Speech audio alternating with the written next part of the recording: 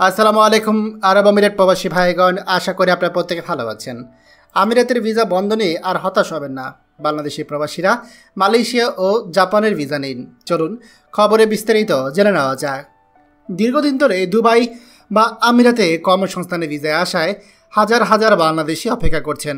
বিশেষ করে যারা দুবাইয়ে লেবার ভিসা পেতে অর্থ ব্যয় করছেন বা এখন অপেক্ষা আছেন, তাদের আশা এখনও পূর্ণ হওয়ার মতো কোনো সম্ভাবনা দেখাই যাচ্ছে না। বর্তমান পরিস্থিতি অনুযায়ী আমিরাত সরকারের পক্ষ থেকে বাংলাদেশিদের জন্য নতুন ভিসা চালুর সম্ভাবনা খুবই কম।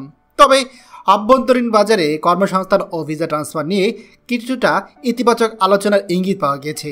এর মানে হচ্ছে যারা ইতিমধ্যেই আমিরাতে অবস্থান করছেন তারা হয়তো ভবিষ্যতে অভ্যন্তরীণ ভিসা পরিবর্তন বা ট্রান্সফারের সুযোগ পাবেন, কিন্তু বাংলাদেশ থেকে নতুন করে সরাসরি লেবার ভিসা বা ফুল ভিসা চালু হওয়ার সম্ভাবনা এখন একেবারেই ক্ষীণ।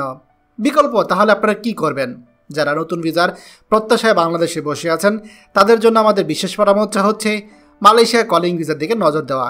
ইতিমধ্যে বাংলাদেশ এবং মালয়েশিয়া সরকারের মধ্যে শ্রম বাজার খোলার বিষয়ে একাধিক আলোচনা অগ্রগতি হয়েছে এবং খুব শিগগিরই কলিং ভিসা কার্যকর হওয়ার সম্ভাবনা রয়েছে।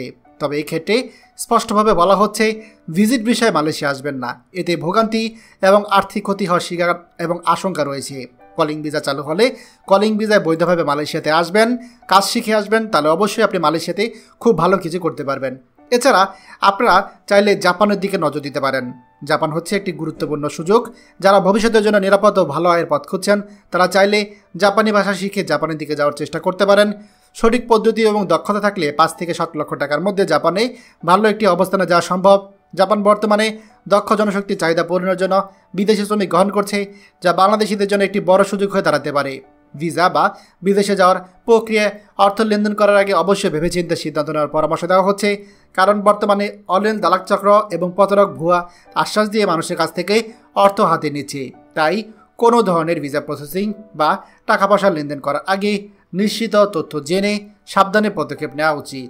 আপনাদেরকে আমরা আবারও সতর্ক করছি, যেহেতু দুবাই ভিসা চালু করছে না, তাই দুবাই থেকে আপাতত দূরে থাকুন। আর হ্যাঁ, মধ্যপ্রাচ্যের অন্যান্য দেশেও কিন্তু খুব একটা ভালো অবস্থানে আছে এমন কিন্তু না। যেমন আপাতত সৌদি আরব থেকে দূরে থাকুন। সৌদি আরবে বর্তমানে কাজের খুবই সংকট।